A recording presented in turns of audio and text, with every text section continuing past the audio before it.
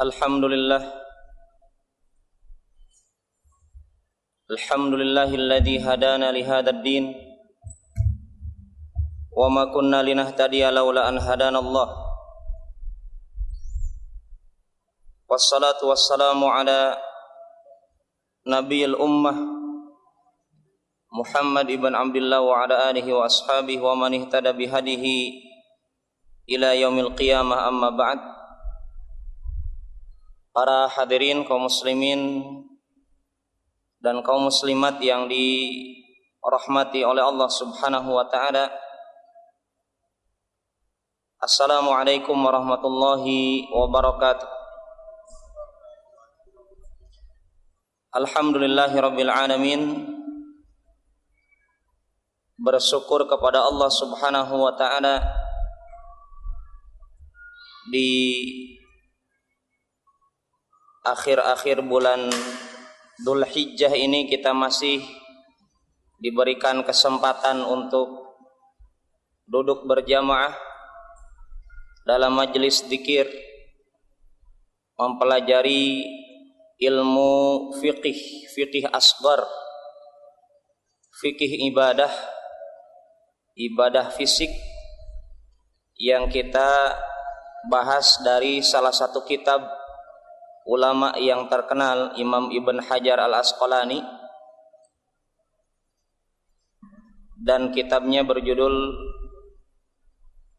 Bulughul Maram. Dan kita ambil dari penjelasan kitab ini, kitab Minhatul Allam Syarah Bulughul Maram. Ini judul bukunya, Minhatul Allam. Minhah ini ada istilah dalam bahasa Arab, minhah dirasiyah, beasiswa. Ya. Jadi ini bonus. Al-Allam dari kata alima. Al-Allam yang maha mengetahui, yaitu Allah Subhanahu wa taala. Jadi buku ini, syarah kitab Bulughul Maram ini, judulnya adalah Minhatul Allam. Jadi beasiswa dari Allah. Antum dapat beasiswa ini kajiannya. Jadi yang hadir di sini semoga dapat beasiswa dari Allah Subhanahu wa taala berupa pemahaman yang benar tentang ilmu fikih. Dan pada malam hari ini kita akan membahas hadis yang baru. Kalau menurut urutan buku yang saya miliki ini, urutan hadis yang ke-6. Jadi suatu saat bisa bapak-bapak ini dites dari hadis yang pertama sampai hadis yang ke-6. Ya. Di hadis yang ke-6 ini, hadis yang akan kita bahas berkenaan dengan hukmul baul, hukumnya kencing. Jadi subhanallah, kencingnya bapak-bapak itu ada kencing yang islami, ada yang tidak islami.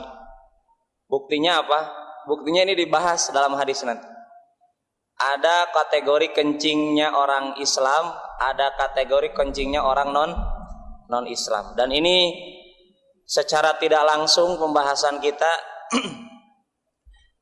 membuktikan kesempurnaan ajaran Islam.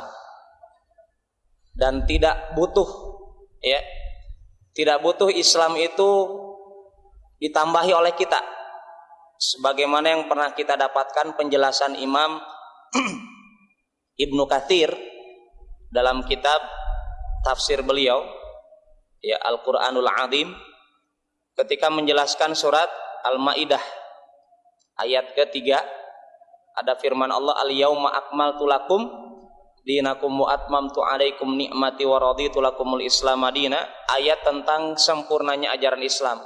Beliau katakan apa? Allah menyebutkan Islam itu sudah sempurna. Artinya antum sebagai umat Islam apa? Jangan berinisiatif menambahi kesempurnaan yang sudah Allah katakan sempurna. Allah tidak membutuhkan makhluk untuk menyempurnakan ajaran Islam, kata beliau.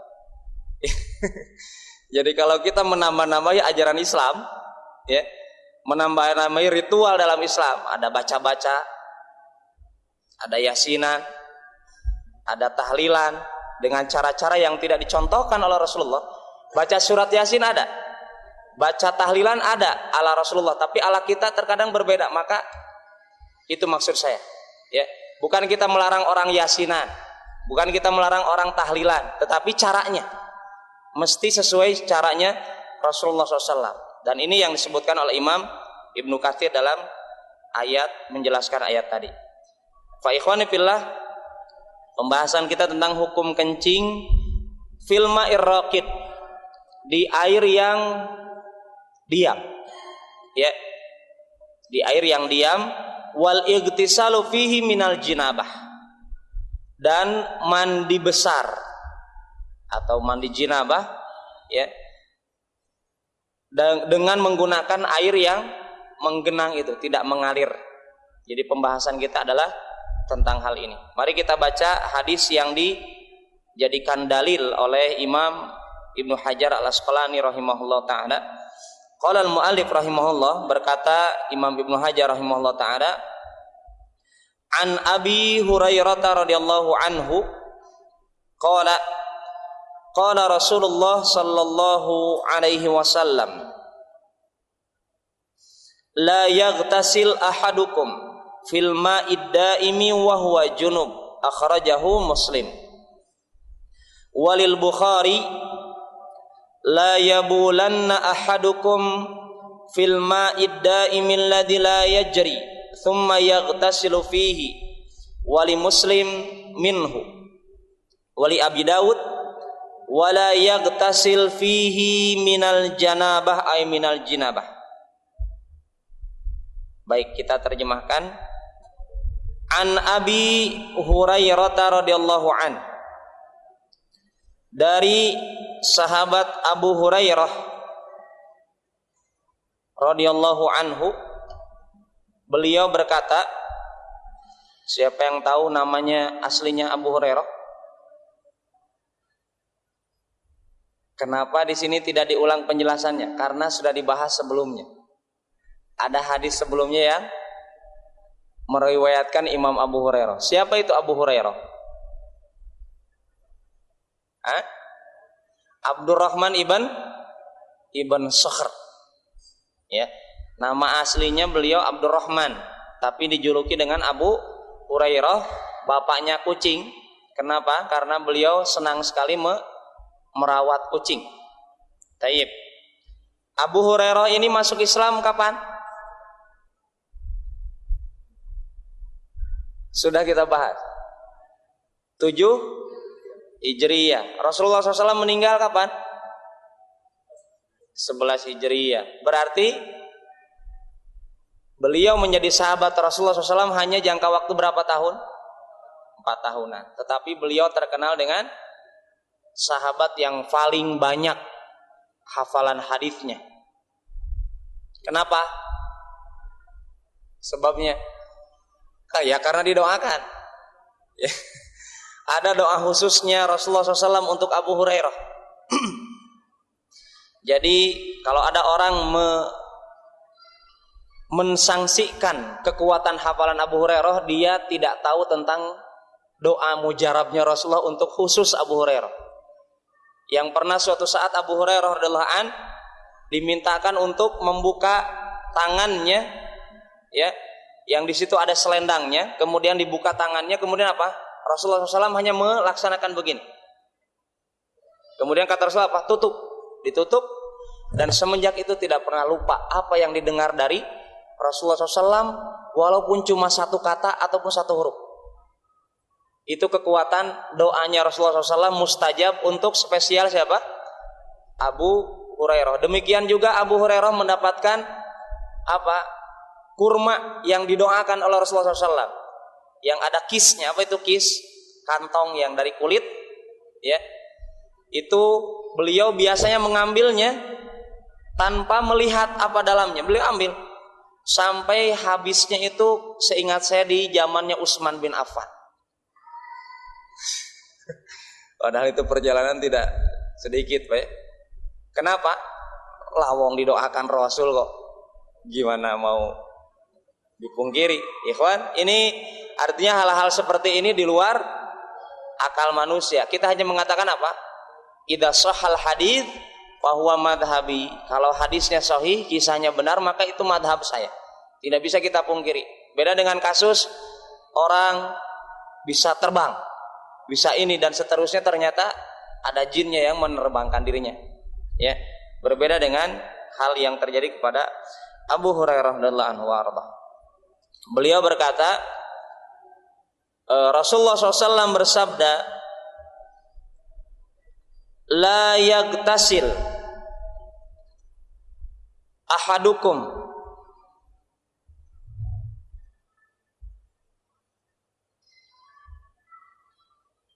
bagi ikhwah yang berada di luar, kalau mau ikut kajian mungkin masuk di dalam, kalau tidak agar memberi kenyamanan kepada akhwat tidak berdialog di luar, kita kaji di dalam. La yaghtasil ahadukum, la yaghtasil artinya janganlah ya mandi junub, ahadukum salah seorang di antara kalian, fil ma'id daim di dalam air yang menggenang, tidak mengalir, wa huwa junub, dan dia dalam kondisi junub. Ya. Di sini kita pelajari, ikhwan, tujuannya kita mengkaji pada kesempatan kali ini, kita harapkan para jamaah mengenal prinsip-prinsip dalam ilmu fiqih. Pertama, prinsip ini akan kita dapatkan tatkala mempelajari ilmu usul fiqh. Jadi antum ikhwan kalau mempelajari kajian pada malam Senin ini, setiap malam Senin insyaallah antum perdalami ilmu usul fiqh, insyaallah lebih kuat memahami hadis-hadis yang kita kaji. Jadi tidak hanya intinya. Kadang-kadang ikhwan intinya begitu, tidak bisa memaparkan. Itu kenapa tidak bisa memaparkan? Karena salah satu faktornya adalah kita kurang mendalami ilmu usul fiqh, lebih mendalami ilmu fiqih. Seperti ingin mendalami ilmu tafsir, maka kuatkan dulu akarnya, apa? Usulul tafsir. Ingin mendalami ilmu hadis, perdalami akarnya usulul hadis. Usul artinya akar-akar. Begitu juga mempelajari tauhid, usulul tauhid, inti-inti tauhid apa? Ya. Maka begitupun mari kita lihat perkataan Rasulullah SAW, ya, jangan disamakan dengan perkataan kita. Karena ada sabda Rasulullah SAW apa? Beliau katakan alaihi salatu wassalam, utitu jawami'al kalim. Aku ini diberikan kalimat-kalimat yang terkumpul, jawami. Apa maksudnya? Kalimatnya itu singkat tetapi padat. Kan seringkali kita dapatkan penceramah panjang, tapi tatkala disimpulan apa itu? Kemana itu? Rasulullah tidak demikian. Beliau ini diberikan kelebihan oleh Allah Subhanahu wa taala, salah satunya apa? Kalimat-kalimat yang beliau ucapkan adalah kalimatnya sedikit, tetapi kalau kita bahas, subhanallah, antum dapatkan buku para ulama membahas perkataan Rasulullah SAW, ya, sangat panjang dibahas. Maka mari kita lihat perkataan ini, hadisnya riwayat Muslim, dan kita sudah mengakui kitab kalau yang meriwayatkan adalah Imam Muslim dalam kitab sahihnya, Sahih Muslim, atau Imam Bukhari dalam kitab sahihnya, Sahih Bukhari, maka dipastikan hadisnya sahih, ya. Kecuali kalau antum dapatkan rawahu al-Bukhari fi mufradihi, ya, diriwayatkan oleh Imam Bukhari dalam mufradnya. Apa mufradnya? Ini ada kitab, namanya kitab kumpulan hadis-hadis yang dikumpulkan Imam Bukhari, namanya kitab Adabul Mufrad. Isinya hadis-hadis tentang adab. Ya, di situ walaupun penulisnya sama Imam Bukhari, tetapi jangan langsung antum katakan Yang penting dengar Bukhari dijamin sahih. Belum, ya. Kalau didapatkan dalam hadisnya itu ternyata di dalam kitab Adabul Mufrad, dalam kitab ini ada hadis yang sahih, ada yang tidak. Ya, artinya kalau antum dapatkan riwayat Imam Bukhari-nya itu adalah masih ganjil, maka mungkin bisa jadi di kitab Adabul Mufrad itu, bukan dalam sahih Bukhari. Taib. Rasulullah SAW mengatakan la yagtasil ahadukum, janganlah salah seorang di antara kalian mandi jinabah. Dalam pelajaran ilmu usul fiqh, Rasulullah SAW ataupun Allah Subhanahu wa Ta'ala ketika melarang, saya dipahami Pak? Hukum asalnya larangan apa? Litahrim. Hukum asalnya larangan. Jadi kalau antum dapatkan dalam Al-Quran adanya larangan, dalam hadis Rasulullah yang sahih, bukan hadis lemah atau hadis palsu, adanya larangan, maka tanamkan dalam benak kita, oh ini larangan dari siapa? Allah dan Rasul, maka hukum asalnya adalah haram. Itu yang mesti kita tanamkan pertama kali.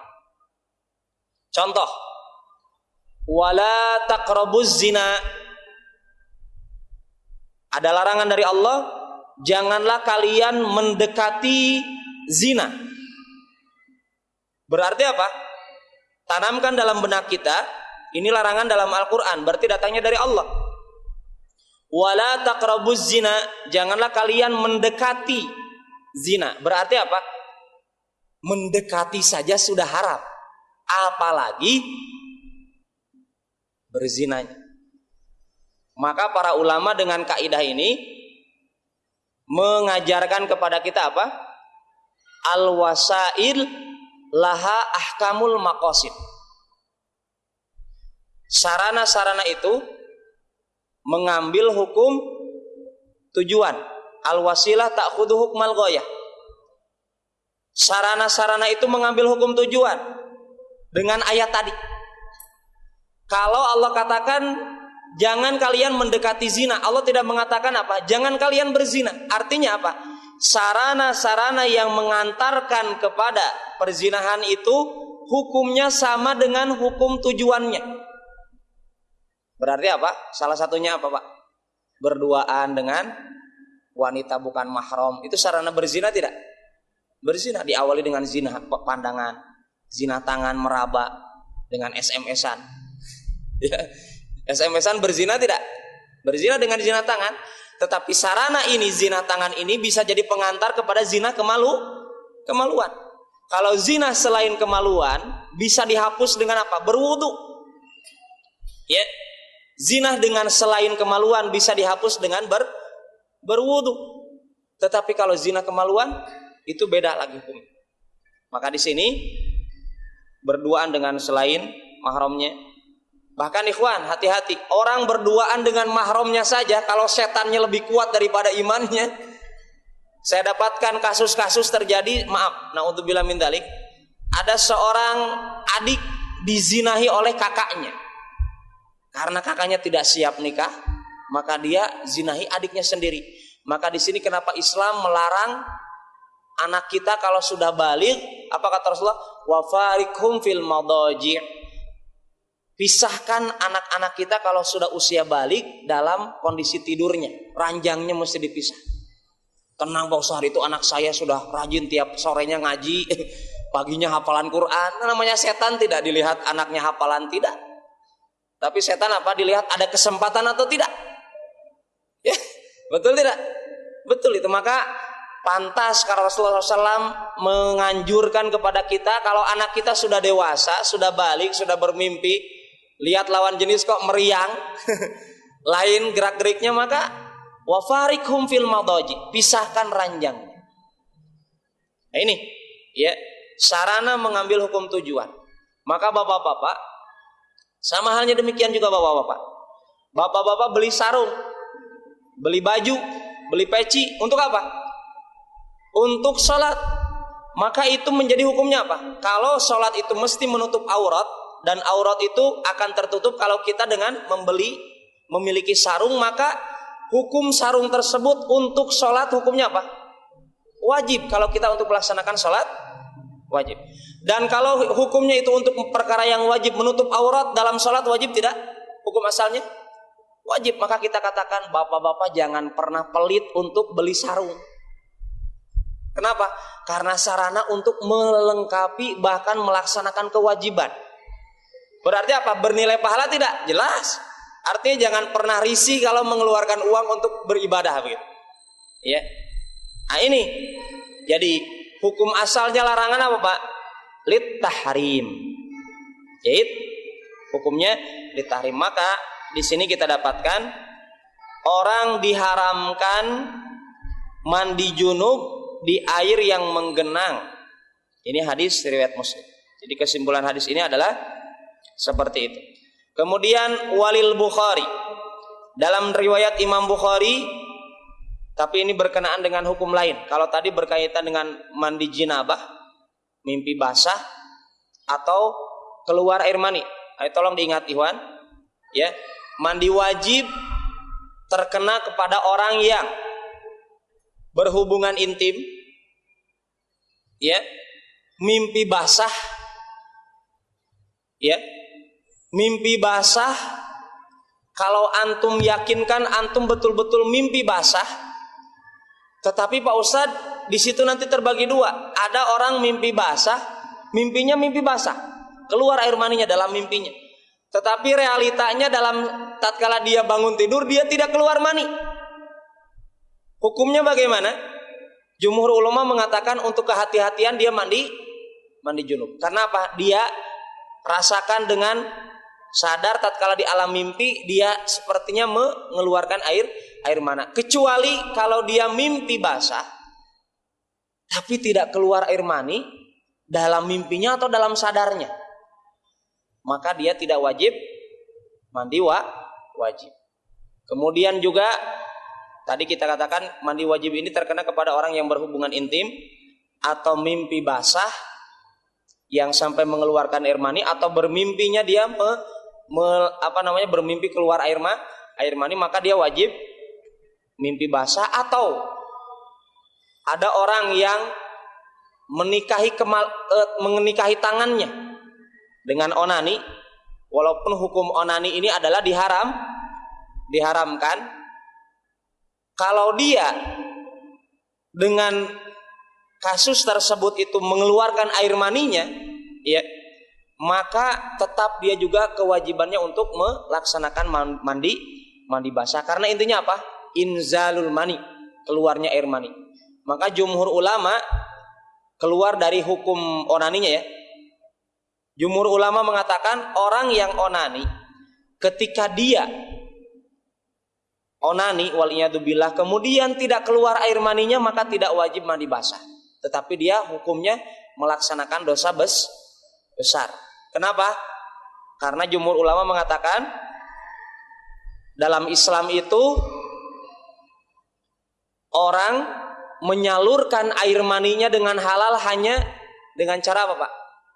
Menikah atau dengan mimpi basah, bukan dengan sarana tangannya untuk melaksanakan hal tersebut. Bisa dipahami? Ya. Jadi kalau ada orang, karena Allah sebutkan apa? Famani bataga wara'a dzalika faulaika humul adun. Barang siapa orang yang mencari-cari cara menyalurkan kemaluannya dengan cara yang tidak dicantumkan oleh Allah dalam Al-Qur'an atau dalam hadis Rasulullah, maka faulaika, kata Allah, ulaika humul adun. Mereka orang yang melampaui batas. Dan hukumnya orang melampaui batas apa hukumnya, Pak? Terkena dosa besar. Ya. Maka solusinya ikhwan, bagi antum yang belum siap menikah, jangan menikahi tangannya. Ya. Jangan menikahi tangannya. Kenapa? Karena Rasulullah SAW mengatakan apa? Ya ma'syaras syabab man istata'a minkumul ba'ah falyatazawwaj. Ya, fa innahu aghaddu lil basar wa ahsanu lil faraj. Ya. Wahai sekalian kalangan kaula muda, pemuda-pemudi yang Islam, hendaklah kalian menikah bagi yang mampu. Al-ba'ah ini adalah kemampuan, mampu untuk berhubungan intim, mampu juga untuk memberikan nafkah lahir batin. Kalau tidak, karena apa kata Rasulullah? Karena dengan menikah apa? Aghaddu lil basar. Menundukkan pandangan itu lebih mudah dengan menikah. Kenapa? Karena yang dipelototi ada yang halal di rumah. Kalau dipelototi yang di pinggir-pinggir jalan, atau di halte-halte bis, atau di angkot-angkot, itu kalau bukan istrinya maka diharamkan dipelotot. Artinya dijadikan, katanya Pak Ustadz itu pencuci mata. Cuci mata kok pakai yang diharamkan. Ya. Wa ahsanul faraj. Dan untuk lebih menjaga kemaluan dengan apa? Dengan menikah itu menjaga kemaluan. Kenapa? Karena antum penyalurannya sodakoh. Kalau pada tempatnya dengan kepada istri. Kalau kepada selain istri antum, bukan sodakoh itu, bencana alam. Ya, dengan berzina wal iyadu billah. Maka kata Rasulullah, "Faman lam yastati fa alaihi bisawm fa innalahu wija." Barang siapa pemuda yang belum sanggup menikah, solusinya bukan nikahilah tangannya, tidak ada dalil. Tapi kata Rasulullah, kalau kalian para pemuda yang belum sanggup menikah, maka hendaklah dengan saum, karena saum ini menjadi wija, tameng, ya, menjadi tameng, bisa melemahkan hawa nafsunya dengan saum. Bisa dia laksanakan saum Daud, satu hari saum, satu hari tidak, atau saum Senin Kamis, atau saum sunnah yang lainnya. Baik, ikhwani fillah, hadis Imam Bukhari mengatakan tentang kencing ini. La yabulanna ahadukum, janganlah sekali-kali salah seorang di antara kalian kencing fil ma'id daim, di air yang menggenang, alladzi la yajri, air tersebut tidak mengalir. Ya, seperti air apa, Pak? Air sumur. Ya, ada yang kencing bersama di situ, waliyadzubillah, misalkan anak-anak kecil, maka mesti dilarang. Ataupun air yang mungkin di situ yang tidak mengalir, tidak mesti air sumur. Ya, tsumma yagtasilu fihi, kemudian dia mandi di dalamnya, mandi basah. Ya, dalam hadis riwayat Muslim, kemudian dia mandi minhu ini artinya darinya. Apa bedanya hadis riwayat Bukhari dan hadis riwayat Muslim? Kalau dalam hadis riwayat Muslim dikatakan dan dia mandi darinya, kalau hadis riwayat Bukhari mengatakan dan dia mandi di dalamnya. Maknanya apa? Ini larangannya dua. Kalau dalam riwayat Muslim mengatakan apa? Dia mandi darinya. Artinya apa? Dia itu kencing di air yang tidak menggenang tadi, tapi tidak mandi di situ. Dia ambil pakai ember. Ya, dia tapi air tersebut air bekas kencing dia. Maka secara logika bagaimana mungkin air bekas kencingnya dibawa oleh dirinya, kemudian apa? Dia mandi di WC dengan air yang bekas kencingnya. Ini hadis riwayat Muslim. Tapi kalau hadis riwayat Bukhari lebih serem lagi. Dia kencing di situ, dia mandi juga di situ. Ya, tidak masuk di akal. Dia berniat mensucikan dirinya dengan air bekas kencingnya dicampur dengan air suci. Maka ini larangannya pantas disabdakan oleh Rasulullah SAW. Kenapa? Karena Islam mengajarkan tentang kebersihan. Ya, Islam adalah din fitrah, din yang suci. Wali Abi Daud, dan dalam hadis riwayat Abu Daud, wala yagtasil fihi minal janabah, dan janganlah salah seorang dia itu mandi junub di dalam air tersebut dengan mandi junub. Ini minal janabah untuk penegasan. Baik ikhwan, kalau kita melihat hadis riwayat Imam Muslim, ini ada kelengkapan riwayatnya dari Imam Bukhari, Abu Hurairah. Ya, kata Imam Abu Hurairah, ada salah seorang muridnya Imam Abu Hurairah mengatakan, kaifa ya'malu ya Abu Hurairah? Faqala yatanawaluhu tanawulan. Jadi kita lihat kembali hadis yang pertama. Coba kita lihat hadis pertama tadi apa? Janganlah salah seorang di antara kalian mandi junub dalam air yang tidak mengalir. Hadis ini ada kelengkapan redaksinya. Kesimpulan hadis ini apa, Pak? Faidah ilmu yang kita dapatkan. Antum kalau mandi junub jangan di dalam air yang menggenang. Maka para muridnya Imam Abu Hurairah mengatakan, "Kaifa ya'malu ya Abu Hurairah?" Apa yang dikerjakan seseorang kalau begitu, Pak Abu Hurairah? Artinya kalau misalkan ini air yang menggenang, Pak ya. Air yang menggenang besar, oase katakan. Kan kita dapatkan kalau di Arab Saudi suka ada di padang pasir oase, ya. Genangan air di padang pasir. Nah, itu maksudnya. Realitanya di zaman Rasulullah adalah untuk memberikan manfaat sebanyak-banyaknya dari air tersebut kepada orang yang berlalu lalang melewati oase tersebut. Ya. Maka kata Imam Abu Hurairah, antum itu kalau melewati air yang menggenang tadi, jangan mandi wajib nyebur di situ. Maka para sahabatnya mengatakan, bagaimana kalau begitu yang kami kerjakan dengan air tersebut? Bukan ada larangan, tidak ada larangan memanfaatkan air tersebut. Ya, tetapi larangannya apa dalam hadis riwayat Imam Muslimin dari Abu Hurairah? Jangan antum nyebur di situ untuk bersuci. Maka para sahabatnya mengatakan, apa yang kita kerjakan dengan air itu? Yatanawaluhu tanawulan. Ciduk airnya sesuai kebutuhan antum, kemudian kerjakan mandi junub di luar itu, gitu. Dan itu yang dibolehkan. Artinya itu semakna oase tadi, semakna dengan apa, Pak? Semakna dengan sumur, betul tidak? Semakna dengan bak wudu atau bak mandi. Kan tidak mungkin antum kencing di situ. Kalaulah dalam hadis riwayat Bukhari dan Muslim, kencing saja tidak boleh, apalagi BAB. Bisa dipahami? Ini mafhumnya. Artinya kias aulanya. Lebih utama lagi kalau orang jongkok di situ sampai kotoran-kotoran mengumpul di situ, kemudian orang-orang, subhanallah, Islam tidak seperti itu mengajarkan. Maka hikmahnya pelajaran berharga dalam hadis ini kenapa dilarang? Dikarenakan hal tadi, bagaimana mungkin orang ingin bersuci tetapi dengan perkara-perkara hasil dari percampuran yang najis dengan yang suci tadi. Ya. Demikian ikhwan dari hadis yang pertama ini, faedah ilmu yang bisa kita dapatkan.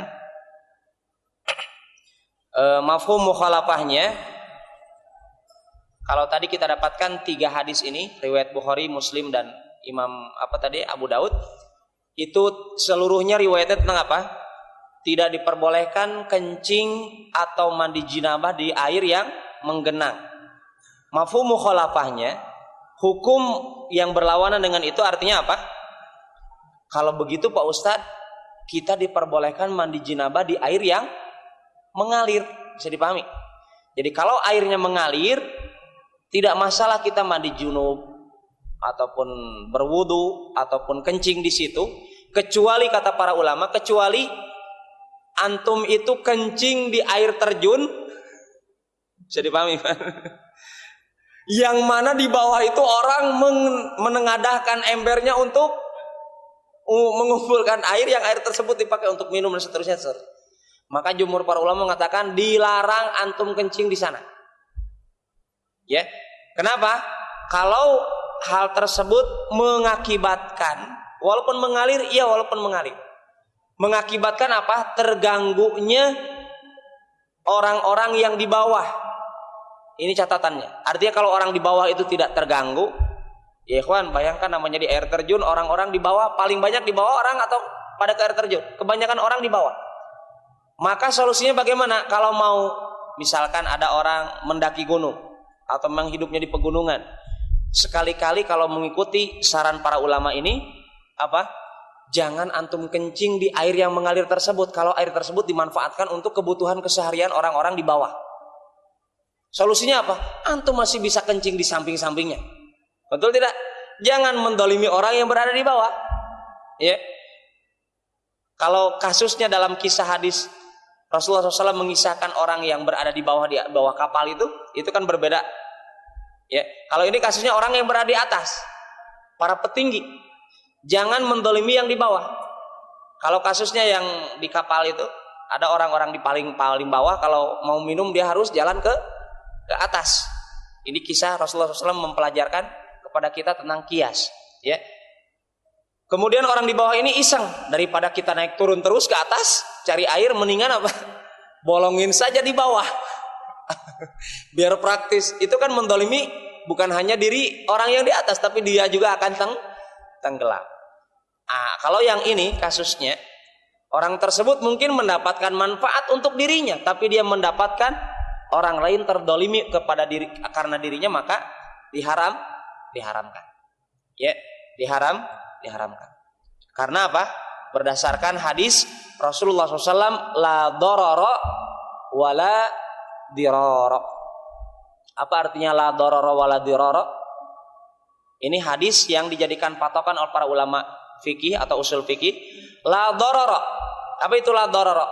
Jangan kalian menjadi pelopor mendolimi orang. Jangan kalian menjadi pelopor memberikan madorot, bahaya kepada orang lain. Wala diror, dan janganlah membalas kedoliman orang lain dengan kedoliman. Apa? Ya, kadang ada orang dipukul, weh, emangnya kamu saja yang bisa mukul, Pak, dipukul. Tidak begitu rumusnya. Ya, maka Rasulullah mengatakan la doror wala diror. Diharamkan kita saling membahayakan orang lain.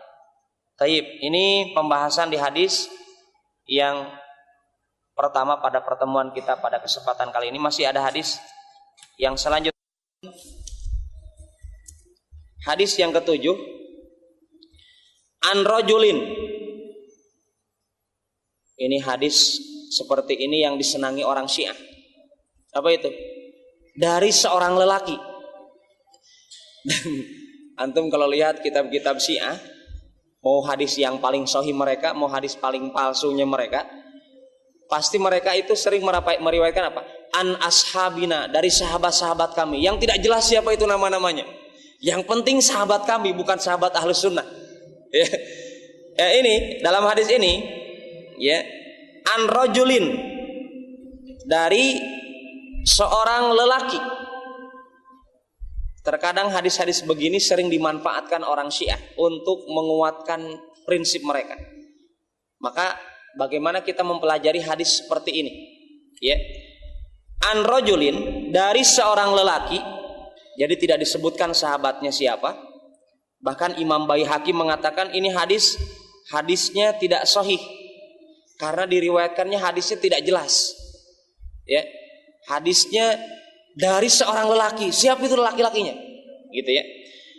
Tetapi ada penguat dari kalimat ini, an rajulin sahiban nabiyya sallallahu alaihi wasallam qala, dari seorang lelaki yang senantiasa menemani Nabi Muhammad sallallahu alaihi wasallam. Artinya apa? Sahabat Rasulullah SAW, bukan orang munafik. Karena para ulama ahli hadis sepakat orang munafik itu bukan sahabat Nabi. Ya, seperti Abdullah bin Ubay bin Salul, dia walaupun sholatnya bersama Rasulullah di Masjid Nabawi, jadi antum mesti kita dapatkan iri kepada orang munafik ini. Tapi dia semestinya iri kepada orang beriman saat ini. Ya, kenapa? Abdullah bin Ubay bin Salul, dia itu setiap harinya sholat di belakang Nabi, tetapi dia bukan orang beriman. Tapi kita, kalau kita orang beriman, mesti lebih bangga daripada Abdullah bin Ubay bin Salul, walaupun kita belum bisa sholat di belakang Rasulullah Shallallahu Alaihi Wasallam. Taib, laki-laki ini menemani Rasulullah SAW. Beliau berkata, nah Rasulullah Shallallahu Alaihi Wasallam, Rasulullah SAW melarang. Dan kita tahu tadi hukum asalnya larangan apa Pak?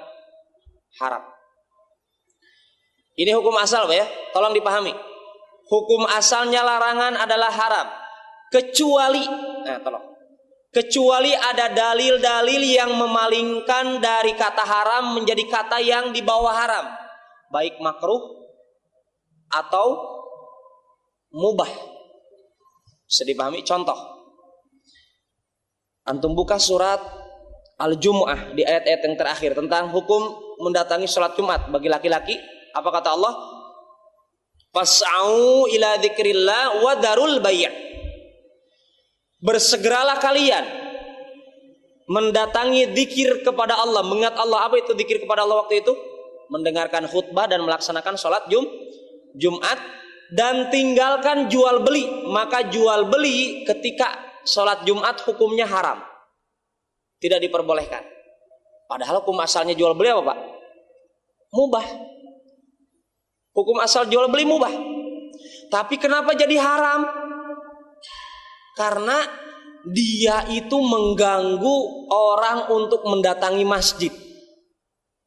Padahal kita tahu hukum asalnya boleh, berubah menjadi haram. Nah, inilah pentingnya belajar ilmu ushul fiqh. Ada hukum-hukum yang berubah dari hukum asalnya boleh jadi haram. Nah, sekarang hukum asalnya jual beli ketika adzan Jumat itu apa? Haram.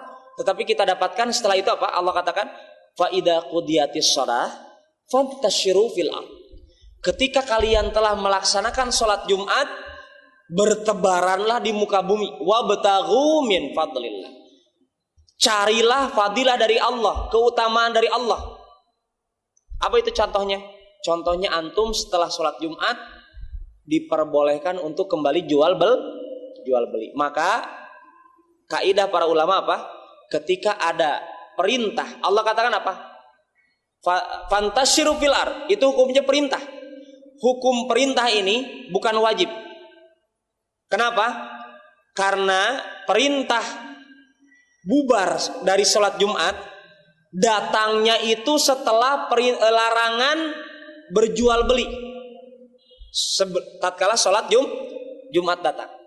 Maka kalau ada perintah setelah larangan, hukumnya apa? Mubah. Jadi boleh antum sebagai pebisnis, karena mungkin sebelum Jumatan itu bisnisnya labanya sudah 1 miliar, ya, akhirnya setelah Jumatan antum berzikir sampai asar di masjid saja. Apakah antum harus berangkat pergi ke dagang lagi? Tidak. Karena hukum perintah berdagang setelah Jumatan itu hukumnya apa? Mubah, bukan wajib. Walaupun dalam ayatnya dikatakan fantasyiru, hukum perintahnya adalah perintah hukumnya, tetapi perintah di situ hukumnya adalah mubah. Kenapa dikatakan mubah? Karena datangnya perintah tersebut setelah larangan. Bisa dipahami? Sama seperti antum ketika ihram. Allah katakan apa? Antum ketika berpakaian ihram, ikhwan, ketika mikot, mungkin orang Indonesia mikotnya di mana? Di Yalamlam, daerah Yaman. Ya, bertalbiyah labbaik Allahumma labbaik. Kemudian apa? Antum memakai pakaian ihram, berniat ihram, mikotnya mikot makannya di situ dan memakai pakaian ihram.